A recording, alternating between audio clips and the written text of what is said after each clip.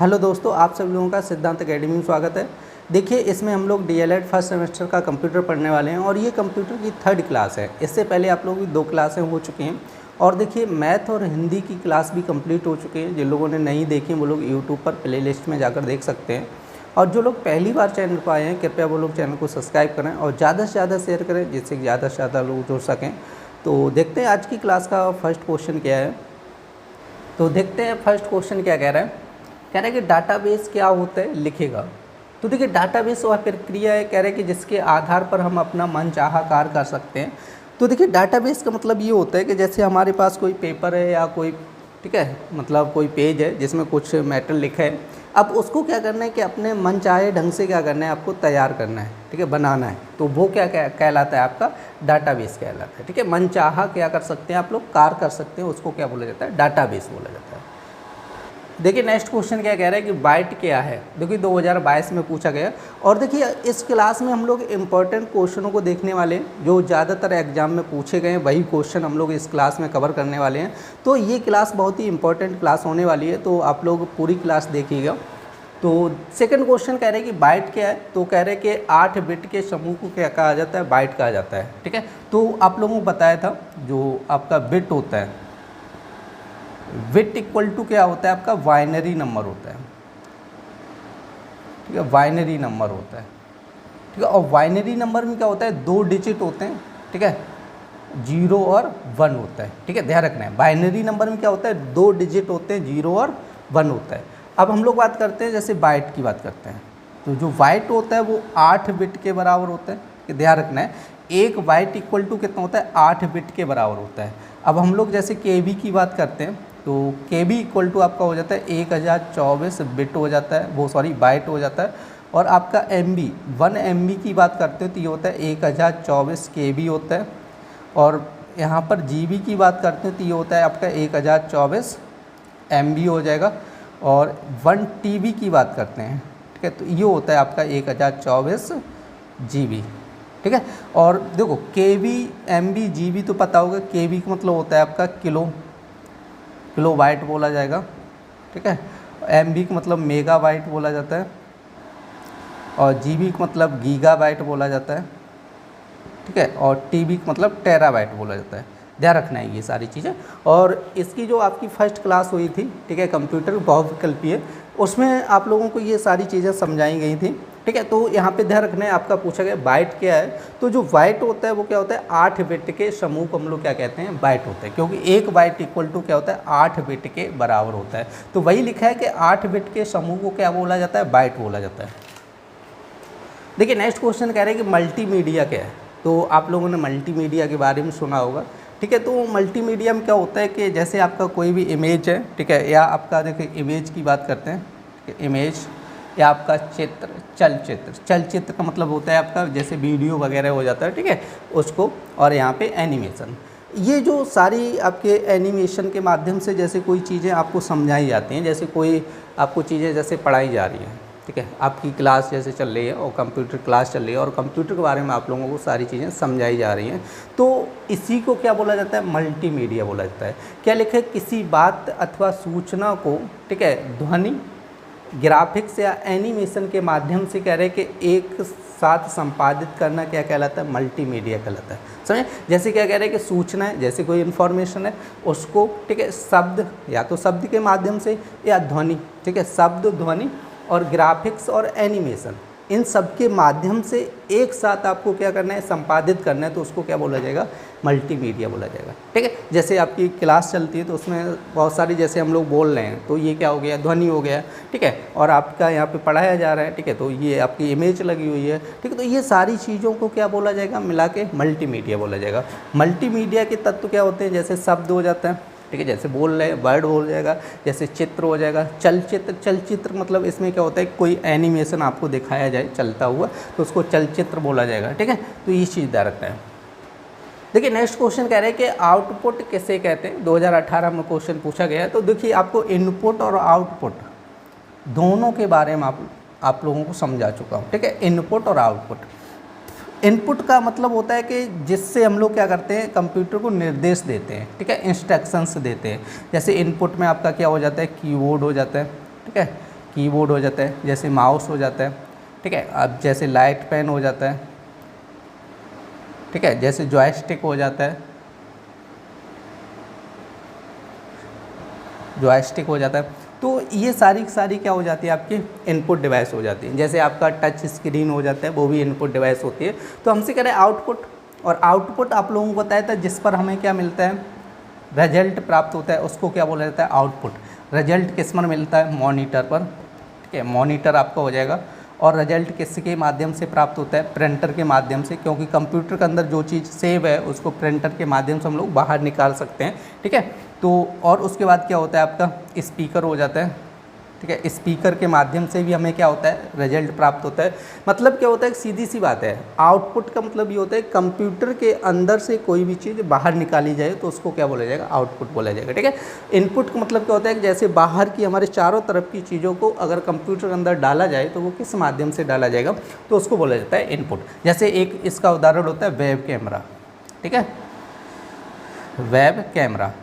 तो web camera के माध्यम से क्या होता है कि हम लोग एक इमेज को, जैसे ही हम लोग फ़ोटो को क्लिक करते हैं तो वो फ़ोटो कहाँ पर चली जाती है, फ़ोन में पहुँच जाती है, ठीक है। फ़ोन से हम लोग सिस्टम में भी डाल सकते हैं, समझे। तो ये बोला जाता है आपका इनपुट। इनपुट का मतलब क्या होता है कि जब बाहर की चीज़ को अगर कंप्यूटर के अंदर ले जाएंगे तो इनपुट बोला जाएगा, और कंप्यूटर के अंदर से चीज़ों को बाहर निकालेंगे तो उसको बोला जाता है आउटपुट बोला जाता है, ठीक है। तो लिखा है कंप्यूटर में किसी भी किए गए कार्य द्वारा, ठीक है, आया परिणाम, ठीक है, क्या होता है, आया परिणाम, आउटपुट कहलाता है। जैसे कंप्यूटर हम लोग कोई कार्य कर रहे हैं, उसके द्वारा जो भी रिजल्ट है, परिणाम मतलब क्या होता है, रिजल्ट है, उसी को हम लोग क्या कहते हैं, आउटपुट कहलाता है। देखिए नेक्स्ट क्वेश्चन क्या कह रहे हैं कि वेब ब्राउज़र क्या होता है। तो वेब ब्राउज़र के बारे में पूछा गया है, ठीक है। तो यदि हम लोग वेब ब्राउज़र की बात करते हैं तो आप लोग सबसे पहले आप जैसे समझना होगा, जैसे हमारे फ़ोन में क्या होता है कि जैसे इमेज होती है, ठीक है, कोई फ़ोटो होती है, ठीक है, उसको ओपन करने के लिए क्या चाहिए, हमें कोई ना कोई एप्लीकेशन चाहिए, सीधी सी बात है, ठीक है। जैसे हमारे कंप्यूटर के अंदर क्या होता है कि जैसे कोई आपका वीडियो पड़ा है, ठीक है, उसको चलाने के लिए कोई ना कोई प्लेयर चाहिए। वैसे ही क्या होता है कि जैसे वेब पेज होते हैं, ठीक है, जैसे वेब पेज होते हैं, अब वेब पेज को ओपन करने के लिए हमें कोई ना कोई प्लेटफॉर्म चाहिए, ठीक है। तो वेब पेजों को ओपन करने के लिए हम लोग किस पर ओपन करते हैं, वेब ब्राउज़र पर ओपन करते हैं, ठीक है। तो वेब पेजों के समूह को क्या बोला जाता है, वेबसाइट बोला जाता है। जो वेबसाइट होती है उसमें क्या होता है, वेब पेजों का एक ग्रुप होता है, एक समूह होता है। तो उन वेब पेजों को ओपन करने के लिए हम लोग किसका यूज करते हैं, वेब ब्राउज़र का यूज करते हैं, ठीक है। तो जिस पर क्या होता है, उन वेब पेजों को ओपन करके हम लोग उसको पढ़ सकते हैं, ठीक है, और उसमें जो भी आप जानकारी चाहते हैं, इन्फॉर्मेशन लेना चाहते हैं, वो इन्फॉर्मेशन निकाल सकते हैं, समझा। तो अब हम लोग देखते हैं डेफिनेशन। कह रहे कि ब्राउज़र एक ऐसा प्रोग्राम है जो उपभोक्ता एवं वेब सर्वर के मध्य कह रहे कि संबंध स्थापित करता है, और कह रहे कि वेब ब्राउज़र के कारण ही हम क्या करते हैं, वर्ल्ड वाइड वेब में स्थित वेब पेजों को पढ़ने में सक्षम होते हैं, ठीक है। तो जैसे वर्ल्ड वाइड वेब आप लोगों को बताया था, जो www होता है, वर्ल्ड वाइड वेब का मतलब क्या होता है, www होता है। जैसे हम लोग वेबसाइट बनाते हैं तो आगे लगा होता है www करके लगा होता है, ठीक है। तो इसको बोला जाता है वर्ल्ड वाइड वेब। और वर्ल्ड वाइड वेब में स्थित वेब पेजों को पढ़ने के लिए क्या होता है, ये सक्षम होता है। जैसे इसके उदाहरण होते हैं इंटरनेट एक्सप्लोरर होता है और नेट स्केप नेविगेटर होता है। ये दो उदाहरण दिए गए आपके वेब ब्राउज़र के। देखिए नेक्स्ट क्वेश्चन कह रहे हैं कि विंडो में कह रहे हैं कि नया फोल्डर किस प्रकार बनाया जाता है। देखिए फोल्डर बनाना बहुत ही आसान होता है। जैसे हम लोग क्या करते हैं, आपका जैसे सिस्टम ऑन किया और सबसे जो फर्स्ट विंडो जो दिखती है, जब सिस्टम ऑन करते हैं उसके बाद जो हमें फर्स्ट विंडो दिखती है उसको बोला जाता है डेस्कटॉप, ठीक, उसको हम लोग क्या बोलते हैं, डेस्कटॉप। डेस्कटॉप में जाकर हम लोग जैसे हम लोग बात करते हैं, जैसे ये होता है माउस एक तरीके से, और बीच में क्या होता है कि गोल गोल बटन लगी होती है, उसको बोला जाता है स्क्रॉल बार, स्क्रॉल बार, स्क्रॉल बटन बोल दिए, सॉरी, तो स्क्रॉल बटन बोलते हैं, क्या बोलते हैं, स्क्रॉल बटन। और इसके साइड में दो बटन होते हैं। अभी ये इधर जो बटन होता है उसको राइट क्लिक बोला जाता है, ठीक है, राइट क्लिक होता है। और ये वाला होता है बटन, लेफ्ट क्लिक होता है, ठीक है, ध्यान रखना है यार, लेफ्ट बटन बोल दो, ठीक है, ये चीज़ ध्यान रखना है। तो माउस में कितने बटन होते हैं, यदि आपसे पूछा जाए कि माउस में कितने बटन होते हैं, 3 बटन होते हैं, ठीक है। एक तो आपका लेफ्ट क्लिक हो जाए, एक राइट क्लिक हो जाए, एक स्क्रॉल बार होता है, समझे। तो हम लोग क्या करते हैं, फोल्डर बनाने के लिए सबसे पहले जैसे हम लोग डेस्कटॉप पे जाते हैं, डेस्कटॉप मतलब जैसे कंप्यूटर जैसे ही ओपन किया जो फर्स्ट विंडो हमें दिखती है उसको क्या बोला जाता है, डेस्कटॉप बोला जाता है। अब डेस्कटॉप पे जाने के बाद सबसे पहले हम लोग क्या करेंगे, राइट क्लिक करेंगे, क्या करें, राइट क्लिक करते हैं, ठीक है। राइट क्लिक करने के बाद क्या होगा कि जैसे ही राइट क्लिक करोगे तो एक मेन्यू खुलेगा। मेन्यू मतलब होता है कि उसमें लिस्ट टाइप से बहुत सारी चीज़ें दी गई होंगी, एक लिस्ट टाइप में, उसको मेन्यू बोला जाता है, ठीक है। तो वो मेन्यू खुलेगा, उसमें से आपको दूसरा पॉइंट होगा, जैसे दूसरे नंबर पर क्या करना है, उसमें न्यू पे क्लिक करना है। किस पर क्लिक करना है, न्यू पर। अब जैसे ही न्यू पर पहुंचेंगे तो न्यू के अंदर, इसके अंदर एक सब मेन्यू खुलेगा जिसमें आपका थर्ड पॉइंट पे लिखा होगा, मतलब थर्ड नंबर पे क्या करना है आपका, जिसमें आपका लिखा होगा फोल्डर, जिसमें क्या लिखा होगा, फोल्डर, उस पर क्लिक करना है। पहले नंबर पर क्या करना है, राइट क्लिक करना है, सही। पहले नंबर पे क्या करना है, राइट क्लिक करना है। राइट क्लिक करने के बाद एक मेनू खुलेगा, उसमें किस पर क्लिक करना है, न्यू पे क्लिक करना है। और न्यू पे जैसे ही क्लिक करोगे तो उसके साइड से क्या होगा, एक सब मेनू खुलेगा, तो उसमें एक लिखा होगा फोल्डर, ठीक है, उस फोल्डर पे क्लिक कर देंगे।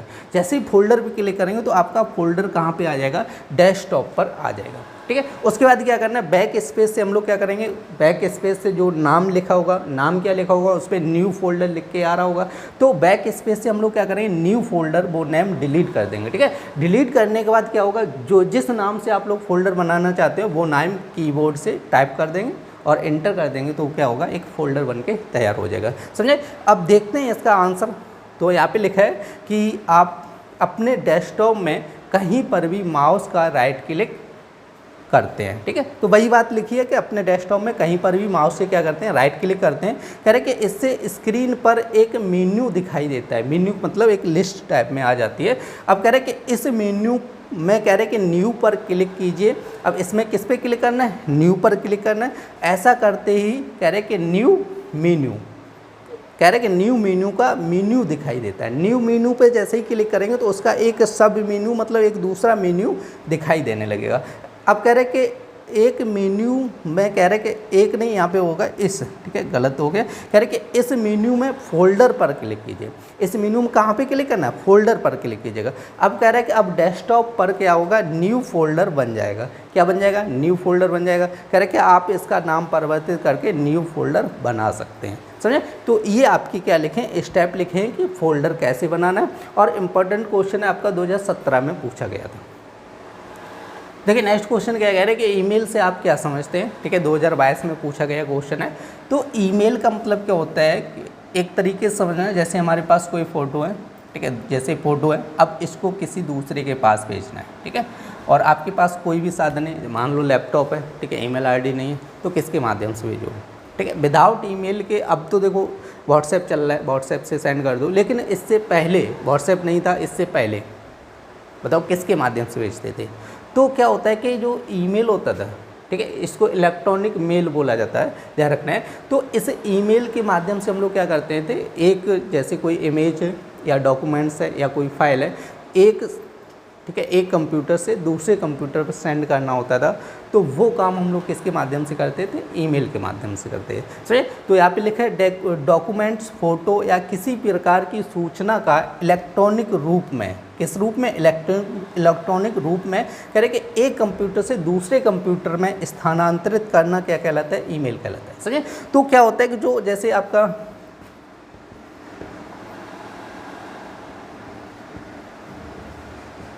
ऐसे लिखा होता है ना, siddhant@gmail.com, ठीक है। तो ये आपका होता है कि जो यूज़र नेम हो जाता है, इसको क्या बोला जाता है, यूज़र नेम। जैसे ही आपका जो भी यूज़र नेम मतलब जो यूज करता है उसका आगे नेम होता है और @ करके gmail.com लगा होता है, समझे। ये एक तरीके से क्या होता है, मेल एड्रेस होता है, ठीक है। ये आपको पता है तो किसी व्यक्ति के पास कोई भी इंफॉर्मेशन आप सेंड कर सकते हो, चाहे फोटो रूप में हो या डॉक्यूमेंट्स हो या कुछ भी हो, XYZ, ठीक है। देखिए नेक्स्ट क्वेश्चन कह रहे हैं कि प्रिंटर कितने प्रकार के होते हैं, और लिखा है प्रिंटर 2 प्रकार के होते हैं, impact printer, non impact printer. तो प्रिंटर की बात करते हैं, तो प्रिंटर कितने टाइप्स होते हैं, 2 टाइप्स होते हैं, लिखा भी आपका इम्पैक्ट प्रिंटर और एक होता है non impact printer, non impact printer, ठीक है। नॉन इम्पैक्ट PECT होगा, ठीक है। नॉन इम्पैक्ट यहाँ पर भी सुधारिए, ठीक है। इम्पैक्ट प्रिंटर और नॉन इम्पैक्ट प्रिंटर की बात करते हैं। देखो इम्पैक्ट प्रिंटर क्या होता है, जो टाइपराइटर होता है ना, टाइपराइटर तो देखा होगा ज़्यादातर लोगों ने, जो तहसील में, ठीक है, तहसील में जाते हैं तो जो आपके हल्फनामा वगैरह होते हैं उनको टाइप किया जाता है, समझे। तो टाइपराइटर में क्या होता है कि कागज़ लगाया जाता है, ठीक है, कागज़ लगाया जाता है, उसके ऊपर क्या होता है एक रिबन टाइप में होता है, जिसमें क्या होता है जैसे जो भी अक्षर जैसे हम लोग लिखते हैं, जैसे ए बनाना है तो क्या होगा, एक अक्षर होगा उस पर ए बना होगा, तो क्या होता है उस पर इंक लग जाती है, तो वो सीधा एकदम से हैमर की तरह, हथौड़े की तरह पेज के ऊपर गिरता है ऐसे करके, ठीक है। तो वो क्या करता है एक तरीके से जो इम्पैक्ट प्रिंटर होते हैं, ठीक है, हैमर की तरह क्या होता है कि आपके कागज़ के ऊपर एकदम से गिरते हैं, ठीक है। जैसे ए बनाना है तो ए क्या होगा, जैसे ही ए प्रेस करेंगे तो वो एकदम कागज़ के ऊपर गिरेगा ऐसे करके, ठीक है। तो जिससे क्या होता है कि वो कागज़ के पीछे भी क्या होता है उभर आते हैं, इस टाइप के प्रिंटर होते हैं। तो इस टाइप का प्रिंटर जैसे आपको होता है टाइपराइटर होता है, टाइपराइटर एक बेस्ट उदाहरण होता है जिसके माध्यम से हम लोग इम्पैक्ट प्रिंटर को समझ सकते हैं। अब दूसरा उदाहरण ये होता है कि जैसे हम लोग, ठीक है, पोस्ट ऑफिस में जाते हैं, पोस्ट ऑफिस में क्या होता है एक मोहर रखी होती है बड़ी सी, वो क्या करता है पहले तो इंक में बहुत तेज़ी से लगाता है, उसके बाद कागज़ में बहुत तेज़ी से मारता है, ठीक है। तो आप लोगों ने देखा होगा कि जब कागज़ में बहुत तेज़ी से मारते हैं तो कागज़ के पीछे जब हम लोग देखते हैं तो वो क्या होता है उभर जाता है, उसी टाइप में कागज़ क्या होता है पीछे उभर जाता है, समझे। तो इस टाइप के जो भी प्रिंटर होते हैं उनको हम लोग क्या बोलते हैं, इम्पैक्ट प्रिंटर बोलते हैं, ठीक है। बट नॉन इम्पैक्ट प्रिंटर ऐसा नहीं करते हैं, समझे, वो एकदम हैमर हथौड़े की तरह कागज़ पे बार नहीं करते हैं, समझे। नॉन इम्पैक्ट प्रिंटर में क्या होता है कि जैसे ए बनाना है तो क्या होगा, वो इंक को स्प्रे करते हैं कागज़ के ऊपर, इंक को क्या करते हैं स्प्रे करते हैं कागज़ के ऊपर, और किस रूप में स्प्रे कर देंगे, ए के रूप में स्प्रे कर देंगे, इंक को कागज़ के ऊपर डाल देते हैं, ठीक है। तो आप लोग ध्यान रखना है कि मार्केट में ज़्यादातर कौन से प्रिंटर यूज हो रहे हैं, ठीक है, नॉन इम्पैक्ट प्रिंटर यूज हो रहे हैं। तो अब हम लोग देखते हैं इम्पैक्ट प्रिंटर के उदाहरण। तो देखिए इम्पैक्ट प्रिंटर के उदाहरण क्या होते हैं, आपका एक तो होता है dot matrix printer, matrix printer, ठीक है, डॉट मैट्रिक्स प्रिंटर, जैसे एक लाइन प्रिंटर होता है, और नेक्स्ट होता है ड्रम प्रिंटर। ये तीनों के तीनों किसके उदाहरण हैं, इम्पैक्ट प्रिंटर के उदाहरण है। अब हम लोग देखते हैं नॉन इम्पैक्ट प्रिंटर के उदाहरण। तो इसमें लिखना है इंकजेट प्रिंटर, जैसे दूसरा उदाहरण लिखना है लेजर प्रिंटर, तीसरा उदाहरण लिखना है थर्मल प्रिंटर, ठीक है। तो ध्यान रखना है क्योंकि आपके एग्जाम में पूछा जा सकता है कि नॉन इम्पैक्ट प्रिंटर, ठीक है, किसे कहते हैं, या इसके उदाहरण भी दीजिएगा, और इम्पैक्ट प्रिंटर किसे कहते हैं इसके उदाहरण दीजिएगा। तो आप लोगों को समझा दिए गए कि इम्पैक्ट प्रिंटर मतलब क्या होता है कि हथौड़े की तरह कागज़ पर क्या होते हैं बार करते हैं, ठीक है। और नॉन इम्पैक्ट प्रिंटर ऐसा नहीं करते हैं, हथौड़े की तरह कागज़ पर नहीं गिरते हैं, वो क्या होते हैं कागज़ पर इंक को स्प्रे करते हैं, ठीक है। तो इसलिए मार्केट में ज़्यादातर कौन से प्रिंटर यूज होते हैं, नॉन इम्पैक्ट में लेजर प्रिंटर यूज होता है, ठीक है, ध्यान रखना है। देखिए नेक्स्ट क्वेश्चन कह रहा है MS आउटलुक क्या है। MS आउटलुक होता है ना, ये होता है आपका MS ऑफिस जो होता है ना, MS ऑफिस उसी का एक प्रोग्राम होता है, ठीक है। MS ऑफिस क्या होता है कि एक सॉफ्टवेयर का पैकेज होता है, ठीक है, क्या होता है सॉफ्टवेयर का पैकेज होता है जिसमें बहुत सारे सॉफ्टवेयर मिल जाते हैं, जैसे MS वर्ड होता है, ठीक है, MS एक्सेल होता है, जैसे पावर पॉइंट होता है,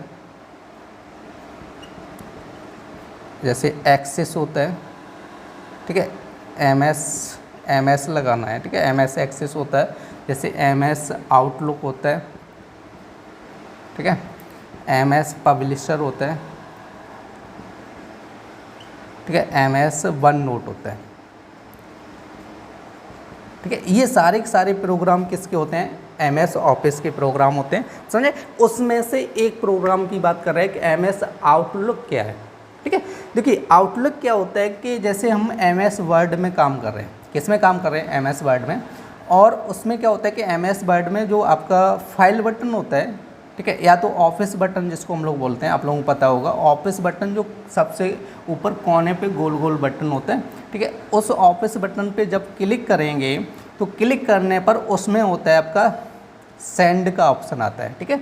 तो सेंड पर जब क्लिक करते हैं तो उसमें आता है ईमेल का ऑप्शन, ठीक है, ये चीज़ ध्यान रखना है, ठीक है। तो जैसे हमने क्या किया कि एक डॉक्यूमेंट्स तैयार किया MS वर्ड में, और उसके बाद क्या किया कि मैंने ऑफिस बटन पे क्लिक किया। ऑफिस बटन में क्या होता है, उसमें बहुत सारे होते हैं, जैसे सेव होता है, ठीक है, ओपन होता है, न्यू होता है, सेव एज होता है। उसी में क्या होता है आपका एक सेंड ऑप्शन होता है। क्या होता है ऑफिस बटन में, क्या होता है एक सेंड ऑप्शन। सेंड ऑप्शन पे जैसे ही क्लिक करेंगे तो वहाँ पे ईमेल का ऑप्शन आ जाएगा। तो देखिए हम लोग क्या कर रहे थे कि MS वर्ड में काम कर रहे थे, हम लोगों ने क्या किया MS वर्ड में एक डॉक्यूमेंट्स टाइप किया।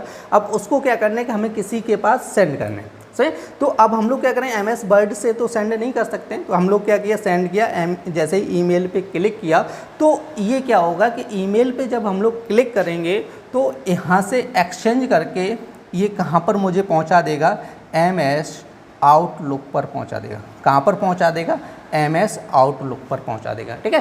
तो MS आउटलुक में क्या होता है कि जो हमारी जीमेल ID होती है उसको लॉगिन किया जाता है, और वहाँ पे इनबॉक्स, सेंड, ड्राफ्ट वगैरह जो हम लोग जीमेल ID में देखते हैं वो सारे ऑप्शन यहाँ पे होते हैं, समझे। तो यहाँ पर क्या होता है कि जब हम लोग MS वर्ड में काम करते हैं वो क्या करता है, एक्सचेंज करके, सर्वर को एक्सचेंज करके हमको कहाँ पे पहुँचा देता है, MS आउटलुक पर पहुंचा देता है, जहां से हम लोग क्या करते हैं, मेल को सेंड कर सकते हैं। तो अब हम लोग देखते हैं इसकी डेफिनेशन। लिखा है माइक्रोसॉफ्ट आउटलुक एक पसंदीदा ईमेल क्लाइंट। क्या है, ईमेल क्लाइंट है, जिसका उपयोग हम लोग किस में करते हैं, माइक्रोसॉफ्ट एक्सचेंज सर्वर ईमेल। क्या लिखा है, माइक्रोसॉफ्ट एक्सचेंज। एक्सचेंज मतलब क्या होता है कि चेंज, सर्वर को क्या करता है, ये चेंज कर देता है, और कह रहे हैं कि ईमेल तक पहुंचाकर ईमेल भेजने और प्राप्त करने के लिए किया जाता है, सही।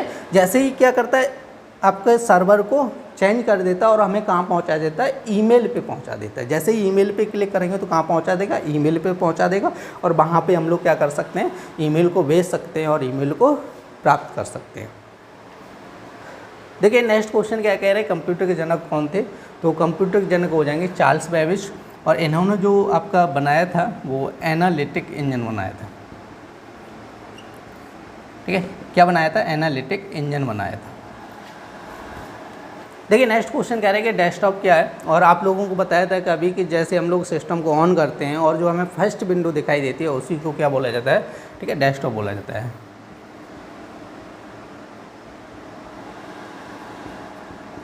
या ऐसे लिख लो, कंप्यूटर को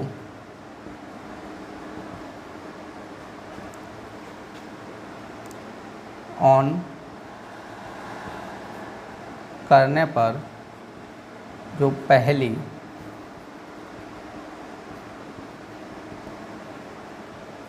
विंडो दिखाई देती है उसे डेस्कटॉप कहते हैं, ठीक है। ये भी लिख सकते हैं, कोई दिक्कत नहीं। कंप्यूटर को ऑन करने पर जो पहली विंडो दिखाई देती है उसे हम लोग क्या कहते हैं, डेस्कटॉप कहते हैं। या तो ऐसे लिख लो, डेस्कटॉप कंप्यूटर स्क्रीन की पृष्ठभूमि होती है। पृष्ठभूमि का मतलब जैसे कंप्यूटर को ऑन करते हैं तो जो हमें स्क्रीन दिखाई देती है उसी को हम लोग क्या कहते हैं, डेस्कटॉप कहते हैं। अगर ये समझ में आए तो इसको लिख लेना, नहीं तो ये डेफिनेशन लो, कोई दिक्कत नहीं, दोनों सेम है। देखिए नेक्स्ट क्वेश्चन कह रहा है कि IPO का पूरा नाम लिखेगा। तो IPO का पूरा नाम होता है input processing and output cycle. देखिए नेक्स्ट क्वेश्चन कह रहे हैं कि वैन का प्रसार क्षेत्र कितना होता है, और ये देखिए आपकी जो ऑब्जेक्टिव क्लास हुई थी उसमें आप लोगों को समझाया था, ठीक है, कंप्यूटर नेटवर्क के बारे में। तो जिसमें क्या होता है आपका, एक तो लैन होता है, मैन होता है और वैन होता है, ठीक है, 3 होते हैं। लैन का मतलब होता है local area network,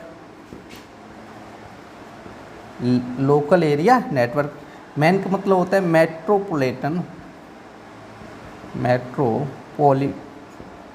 metropolitan area network, ठीक है। और वैन का मतलब होता है वाइड एरिया नेटवर्क, ठीक है, वाइड एरिया नेटवर्क। तो ध्यान रखना है कि आपके 3 टाइप से नेटवर्क की बात, कंप्यूटर नेटवर्क की बात कर रहे हैं, 3 टाइप से होते हैं, लैन, मैन, वैन।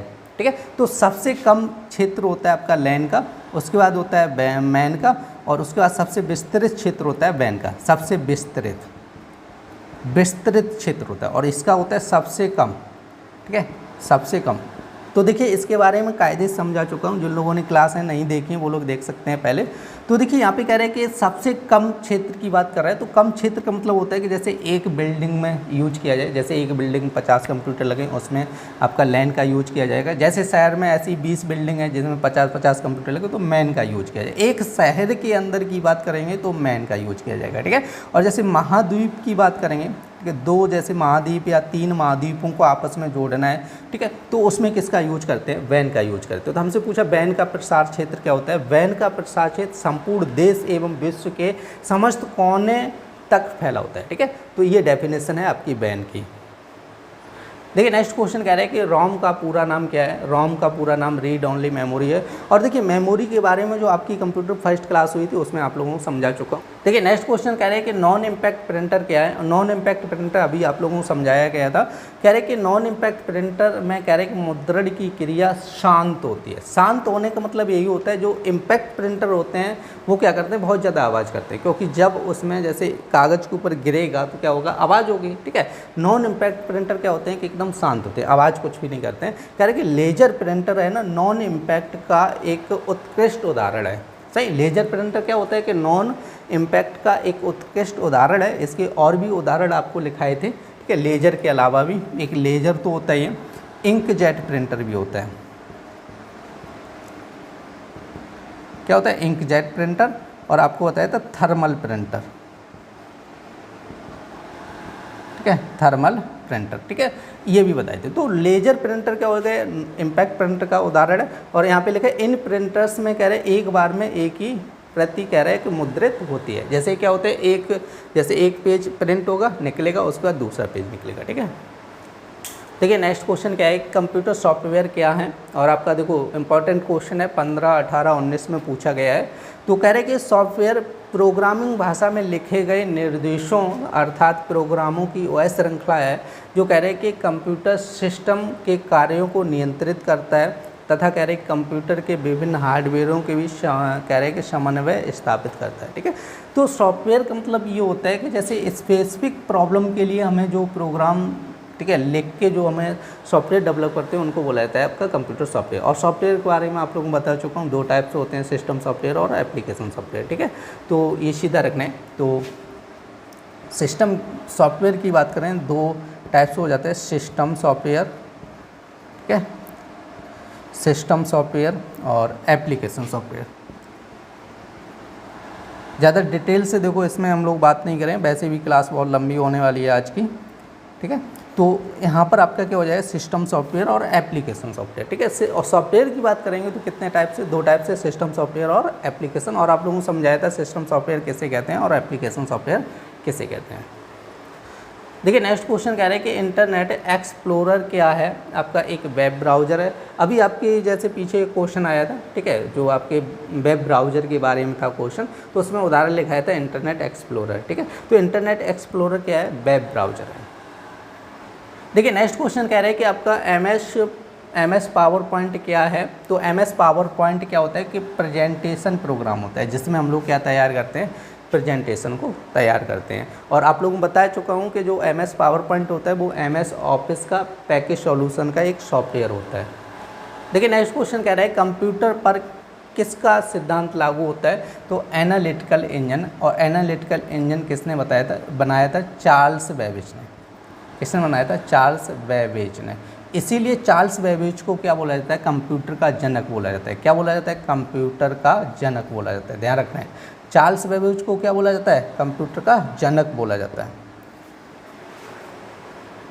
देखिए नेक्स्ट क्वेश्चन कह रहे हैं कि इनपुट डिवाइस का क्या कार्य है, 2017 में पूछा गया था। कह रहे हैं कंप्यूटर में आंकड़े एवं निर्देश प्रविष्ट करने के लिए कह रहे हैं कि इनपुट डिवाइस का प्रयोग किया जाता है। इनपुट डिवाइस का मतलब क्या होता है, कंप्यूटर को जैसे आंकड़े या निर्देश देना है तो हम लोग किसका प्रयोग करते हैं, इनपुट डिवाइस का प्रयोग करते हैं। और इनपुट डिवाइस में कौन कौन से उदाहरण हैं वो अभी इसी क्लास में आप लोगों को पीछे बताए थे।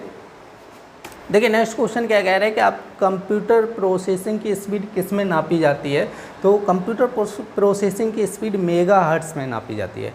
देखिए नेक्स्ट क्वेश्चन कह रहा है कि कंप्यूटर की द्वितीयक सेकेंडरी मेमोरी क्या है। तो देखिए मेमोरी की बात आप लोगों को पिछली क्लास में कर चुका हूँ, लेकिन फिर भी थोड़ा बहुत यहाँ पे बता दे रहा हूँ। मेमोरी जो होती है वो दो टाइप्स होती है, ठीक है।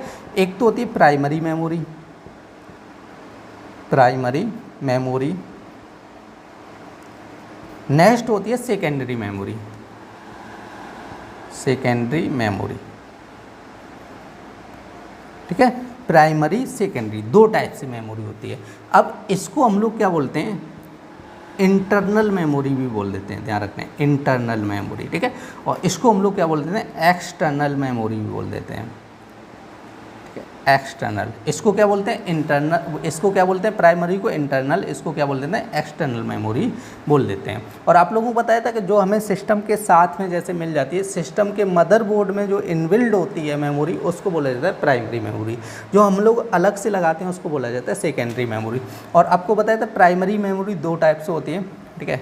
कौन कौन सी होती है, रैम और रोम होती है, ठीक है। रैम और रोम होती है। और रैम भी दो टाइप से होती है आपकी, एस रैम, डी रैम, ठीक है। स्टैटिक्स रैम बोला जाता है, डायनेमिक रैम बोला जाता है। रोम तीन प्रकार की होती है, ठीक है।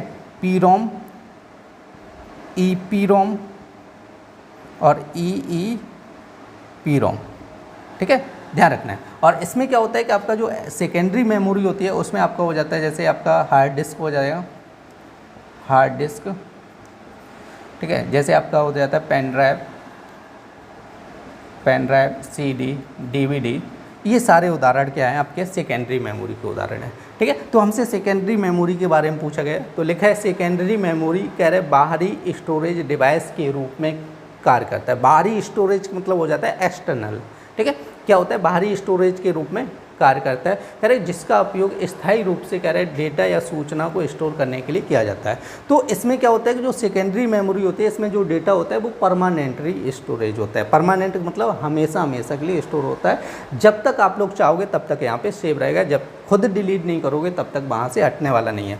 बट क्या होता है कि जो रैम होती है, रैम में केवल डेटा तभी तक रहता है जब तक हम लोग क्या करते हैं, उस पर कार्य करते हैं। जैसे सिस्टम को ऑन किया और हमने क्या किया, MS वर्ड प्रोग्राम खोला और उससे काम करने लगे, और जब तक ऑन रहेगा तभी तक वहाँ पर डाटा सेव रहेगा। जैसे ही क्या होगा, सिस्टम ऑटोमेटिक बंद हो जाएगा, पूरा का पूरा डाटा क्या होगा, चला जाएगा, ठीक है। तो इसीलिए बोला गया है कि यहाँ पर ये स्थायी रूप से डाटा यहाँ पे सेव होता है और यहाँ पे अस्थायी रूप से डाटा को सेव किया जाता है, ध्यान रखना है। मतलब सेव नहीं होता है, डाटा अस्थायी रूप में यहाँ पे रहता है।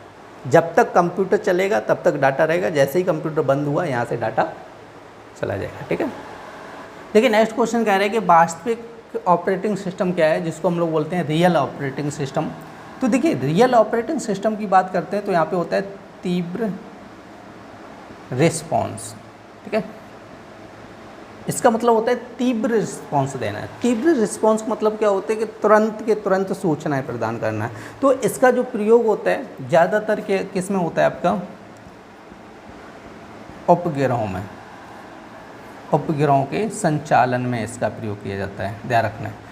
इस ऑपरेटिंग सिस्टम का प्रयोग कहाँ पर करते हैं, उपग्रहों के संचालन में। उसमें क्या होती है कि हमें तुरंत के तुरंत क्या चाहिए, वहाँ से सूचनाएं प्राप्त करनी होती है। तो तीव्र रिस्पांस देता है रियल टाइम ऑपरेटिंग सिस्टम, जिसको बोला जाता है, ठीक है। इसको क्या बोला जाता है, रियल टाइम ऑपरेटिंग सिस्टम बोला जाता है, ठीक। तो देखिए इसकी डेफिनेशन कह रहा है कि वास्तविक ऑपरेटिंग सिस्टम अनेक निर्देश समूह का एक ऐसा संयोजन होता है जो कह रहे हैं कि सॉफ्टवेयर तथा हार्डवेयर के क्रियाओं के मध्य सामंजस्य स्थापित करता है। तो ये रही इसकी डेफिनेशन, आप लोग देख लेना। देखिए नेक्स्ट कह रहा है कि आपका नोटपैड क्या है। तो नोटपैड ध्यान रखना है, आपका सिस्टम सॉफ्टवेयर होता है। क्या होता है, सिस्टम सॉफ्टवेयर होता है। और आप लोगों को समझाया था सिस्टम सॉफ्टवेयर कौन कौन से होते हैं, इन सब के बारे में आप लोगों को बताया था। कह रहे कि विंडोज़ के लिए कह रहे कि एक सरल टेक्स्ट एडिटर को नोटपैड कहा जाता है। तो देखो ये क्या होता है कि जैसे विंडो इंस्टॉल की जाती है तो उसी के साथ में हमें क्या मिल जाता है, नोटपैड मिल जाता है। और ये क्या होता है कि नॉर्मल टेक्स्ट एडिट करने के लिए यूज होता है। टेक्स्ट का मतलब क्या होता है कि नॉर्मल हम लोग कुछ टाइप करना चाहते हैं उसके लिए इसका यूज होता है। इसमें एडिटिंग का काम नहीं होता है, समझे। जो हमने टाइप किया उसमें कलर नहीं लगा सकते, उसमें स्टाइल नहीं लगा, केवल नॉर्मल टाइपिंग के लिए इसका यूज होता है। आगे लिख रहे हैं कि यह कंप्यूटर उपयोगकर्ताओं के लिए दस्तावेज निर्माण करने को संभव बनाता है। जैसे क्या है कि नॉर्मल कोई एप्लीकेशन लिखना है या लेटर लिखना है, कुछ भी लिखना है, तो उसके लिए हम लोग किसका प्रयोग कर लेते हैं, नोटपैड का प्रयोग कर सकते हैं। देखिए नेक्स्ट क्वेश्चन क्या कह रहे हैं, विंडो स्क्रीन के बैकग्राउंड को क्या कहते हैं। तो विंडो स्क्रीन के बैकग्राउंड को डेस्कटॉप कहा जाता है, ठीक है। और कई बार ये चीज़ आप लोगों को बता चुके हैं डेस्कटॉप के बारे में। और उसमें क्या होता है कि डेस्कटॉप के ऊपर साइड में जो आपके आइकन्स, वो जो आपके सिंबल वगैरह बने होते हैं ना छोटे छोटे, ठीक है, उनको क्या बोला जाता है, आइकन्स बोला जाता है, समझे। और नीचे क्या होता है, टास्क बार होता है। ये सारी चीज़ें आप लोगों को समझा चुका हूँ। देखिए नेक्स्ट क्वेश्चन कह रहे हैं कि कंप्यूटर में कंट्रोल यूनिट क्या करती है, ठीक है। तो आप लोगों को बताया था CPU के दो मतलब 3 पार्ट होते हैं। पहला तो होता है CU, दूसरा होता है ALU, तीसरा होता है आपका MU। और इन सब के बारे में बताया था। तो हमसे कह रहे हैं CU कंट्रोल यूनिट का कार्य क्या होता है। और कंट्रोल यूनिट का कार्य क्या होता है कि पूरी प्रोसेसिंग को नियंत्रित करने का कार्य होता है। पूरी प्रोसेसिंग को क्या करता है, देखने का कार्य करता है, समझे। तो यहाँ पर हम लोग देखते हैं, कह रहे हैं कि कंप्यूटर में कंट्रोल यूनिट कंप्यूटर के हर घटक को मैनेज करती है। सही, हर घटक का मतलब हर प्रोसेसिंग को क्या करेगी, मैनेज करती है। और कह रहे जो कंप्यूटर मेमोरी से जानकारी लेती है, ठीक है, जो मेमोरी में क्या होती है, जो जानकारी होती है उसको लेती है और इन्हें पढ़ती है, फिर उन्हें कह रहे हैं कि एक सिग्नल की सीरीज में बदल देती है ताकि कंप्यूटर के बाकी के घटक भी अपना काम प्रारंभ कर सकें। कंट्रोल यूनिट का काम क्या होता है, एक तरीके से व्यवस्थापक की तरह कार्य करता है। व्यवस्थापक की तरह मतलब क्या होता है, जैसे शादी विवाह होते हैं तो वहाँ पे जब दावत खिलाई जाती है तो वहाँ पे आप लोगों ने देखा होगा कि कुछ व्यवस्थापक नियुक्त किए जाते हैं, समझे। तो व्यवस्थापकों का काम क्या होता है, केवल देख रेख करना, सही। काम कौन करेगा, कार्यकर्ता लोग करेंगे। व्यवस्थापक का काम क्या होगा, देख रेख करने का काम होगा। वही काम आपका ये करता है CU, ठीक है। CU खुद कुछ नहीं करेगा, सही, लेकिन मेमोरी से क्या करता है, जानकारी लेता है और इन्हें फिर क्या करता है, पढ़ता है और उनको उसके सिग्नल में बदल देता है ताकि क्या करें, कंप्यूटर के बाकी के जो घटक हैं वो अपना अपना काम कर सकें।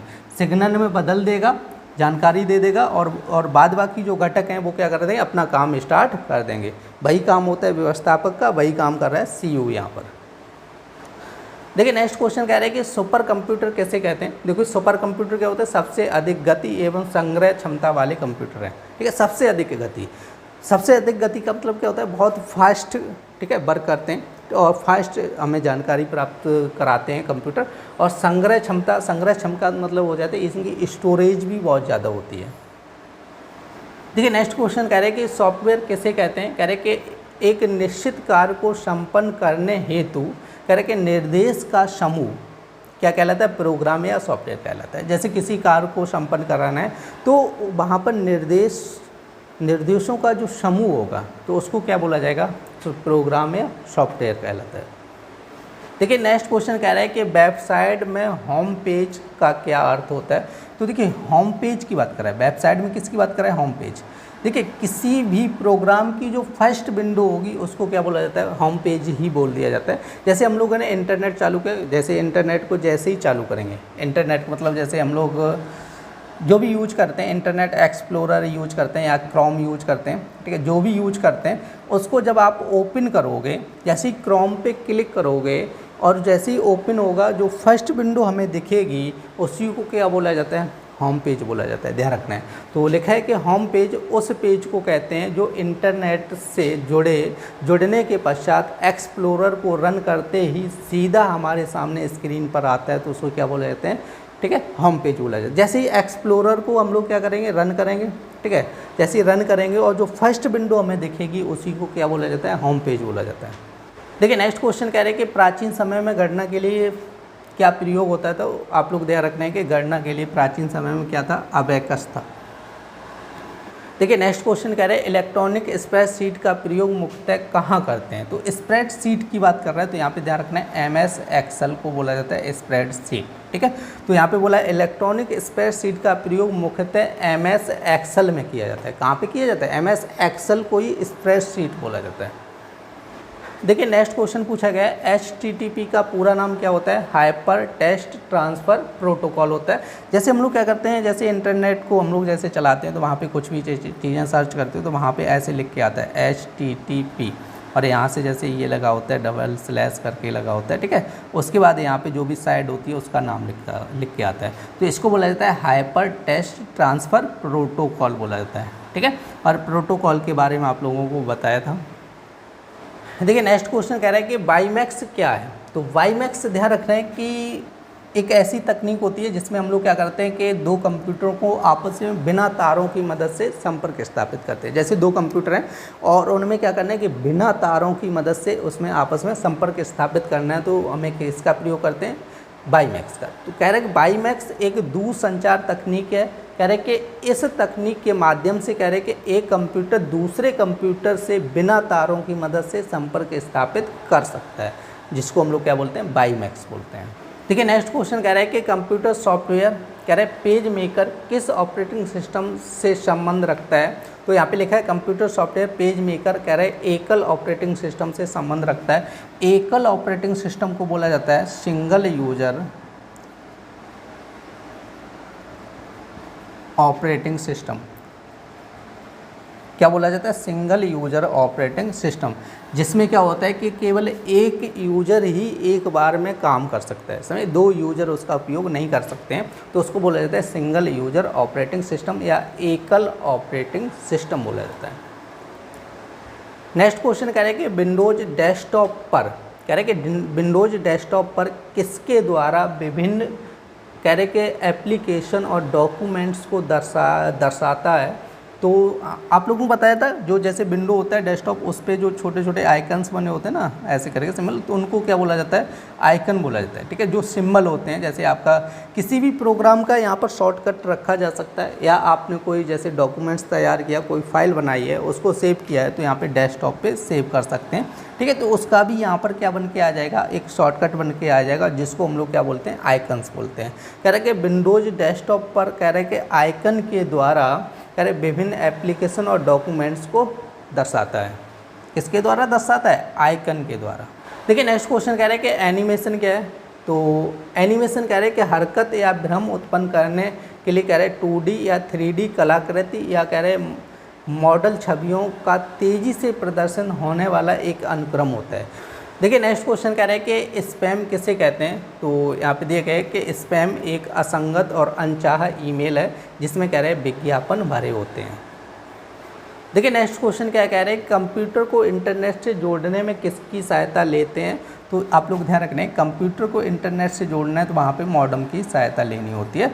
तो कह रहे हैं कंप्यूटर को इंटरनेट से जोड़ने के लिए कह रहे हैं मॉडेम की सहायता लेनी पड़ती है। देखिए नेक्स्ट क्वेश्चन कह रहे हैं कि नए सॉफ्टवेयर को इंस्टॉल करने के कितने तरीके हैं। तो देखिए नए सॉफ्टवेयर को इंस्टॉल करना है तो एक तो तरीका ये होता है कि CD या DVD या पेन ड्राइव, ठीक है, CD, DVD या पेन ड्राइव, इनके माध्यम से हम लोग क्या करेंगे? नए सॉफ्टवेयर को इंस्टॉल कर सकते हैं, या डायरेक्ट इंटरनेट से क्या करो? डाउनलोड करने के बाद इंस्टॉल कर लो। देखिए इस क्लास में हम लोगों ने कंप्यूटर के इम्पोर्टेंट क्वेश्चनों को देखा था जो कई वर्षों से आपके एग्ज़ाम में आ चुके हैं। वही क्वेश्चन इस क्लास में हम लोगों ने कंप्लीट किए थे। उम्मीद करते हैं आप लोगों को क्लास पसंद आई होगी। यदि क्लास पसंद आई तो कृपया लाइक करें और ज़्यादा से ज़्यादा शेयर करें, जिससे कि ज़्यादा से ज़्यादा लोग जुड़ सकें। फिर मिलते हैं ऐसी नेक्स्ट क्लास में, तब तक के लिए धन्यवाद।